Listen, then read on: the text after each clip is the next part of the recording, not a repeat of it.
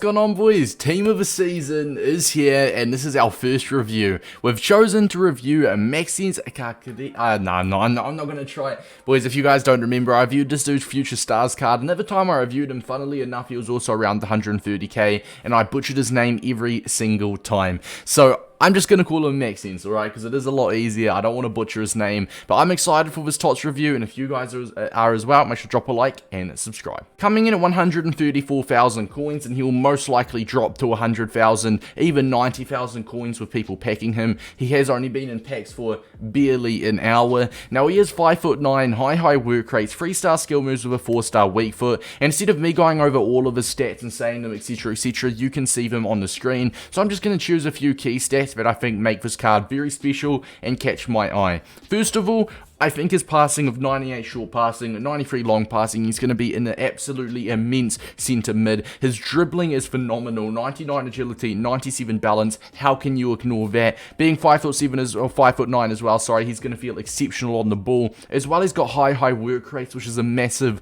tick for a box-to-box. His defending as well is really nice. Physical as well is quite respectable for someone of his caliber. Someone that can dribble so well, someone that's a relatively smaller guy, and he's got some really solid physical stats which make this card really good for me. He seems like a much better version of Gold Kante. Now we are going to go for an anchor on him, which gives him a +5 pace and puts him up to 92 pace. His passing remains the same. His shooting, which isn't the best, stays the same. His dribbling is phenomenal, so you do not need to touch that at all. But with the anchor, he gets a +10 slide tackle and goes from 84 to 94. He goes to 99 stand tackle, 94 awareness, and 99 interceptions. But he also goes from 83 strength up to 93, 82 jumping up to 92, and also 88 aggression all the way up to 93. Now, the reason I've gone for an anchor today is because in game, lads, we're going to be playing him as a left centre mid in a 4-4-2, but we're going to be playing him as a stay back while attacking and stay on the edge of a box type of player, whilst we're Philip Lahm as a more get forward, get into the box type of player. I think I really want to try this card as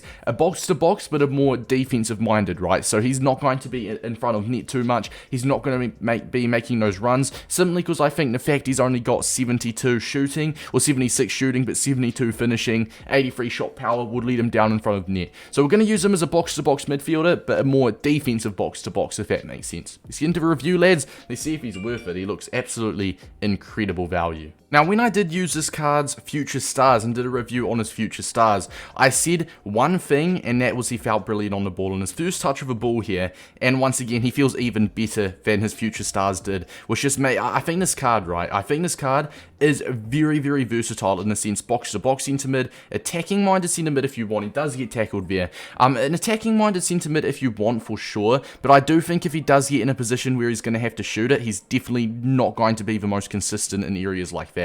But I do really rate the high work rates. I think his best natural position would be either a centre mid in a 4-4-2 or it would be like a box-to-box centre mid in a 4-1-2-1-2 narrow with a CDM right and left centre mid and the cam with the two strikers. He would fit that formation perfectly.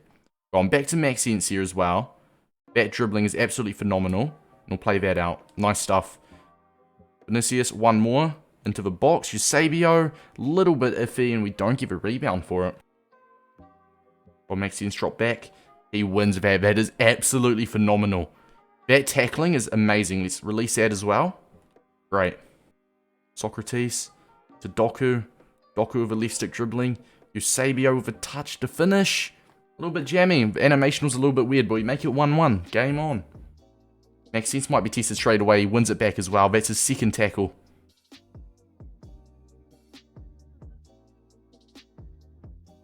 That's a penalty. Alright, we'll take it, boys. Just like that. Just like that, we've completely switched it. Now, what is Maxence's penalties like? 70. We're not going to be stupid. We're not going to put him on it. Let's just put that bottom right. Good stuff, boys. See, look, as you can see in the 4-4-2, Lahm's pushed up a little bit more, with Maxence dropped back a little bit, which I rate that very highly. Go on, Maxence, we'll go for it. You know what? Why not? It was worth a shot. Probably not the smartest decision, but would have looked very badass if we pulled it off, right? That ball control is phenomenal. The way he actually got out of that tackle and out of that situation, he had 3 players around him there. He's moving like Lionel Messi, bro. Maxence, that's absolutely beautiful. It's not over yet, though. Obviously, my opponent gets a rebound for it. What a save. What a save. It's absolutely class. I love how he kind of sat back a little bit there. Now, that is just what happens with your formation if your centre-back is pushed up. Your CDM that is on stay-back will push back. That's just part of the in-game mechanics.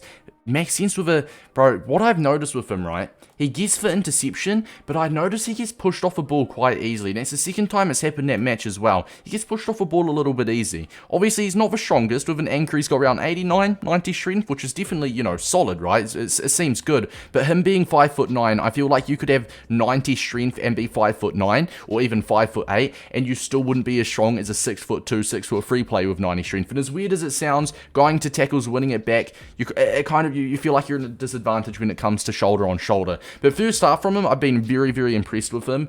He can give a ball forward. His dribbling is some of the best in the game. He's a little bit of a ball carrier, if I could, you know, he's like a box-to-box ball carrier, but his defensive and interception stats are so good, and that's why I think he's best suited as a CDM. Now, I was saying it before, we're going to try him out here, right? We're going to try him out in this formation, a 4-1-2-1-2 second variation, as a right centre mid, a box-to-box centre mid. As I was saying before, I feel like he suits that role the best, because it's kind of like a wide type of role, and he's got that pace, he's got that dribbling to be able to carry that ball. So we're going to use him as a more attacking-minded player now.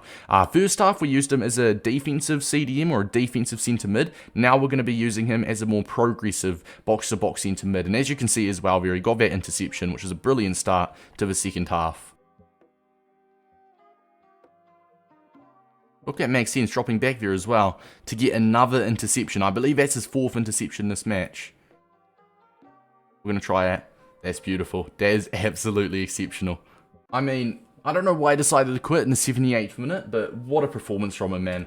What an absolutely immense performance. His passing, I say pace, I feel like the 91 acceleration, which goes to 96 with the anchor, is phenomenal. I know that 84 sprint speed, 96 acceleration, 89 sprint speed with the chem style applied. It's a little bit split, if you will, but I didn't notice that. He was very fast anyway. And with him being 5'9" in his body type, he felt much faster and better, more like great left stick dribbling, more smooth on the ball and silky on the ball, if you will. But the high work rates, I absolutely loved. His pace was, you know, solid. His passing was absolutely amazing, and his dribbling, without a doubt, the best thing about this card. And in honorable mentions, how can you forget it, to that 94 interceptions there? He intercepted absolutely everything. Now we're going to head on over to the pros and cons screen, and when I first used this card in the first half, I used him as a left centre mid in a 4-4-2 on stay back, so a more defensive type of player. Now whilst my right centre mid being Philip Lahm kind of pushed up a little bit, this Maxence card, he stayed back. He was there for the interception, there for the tackle, and he stayed back.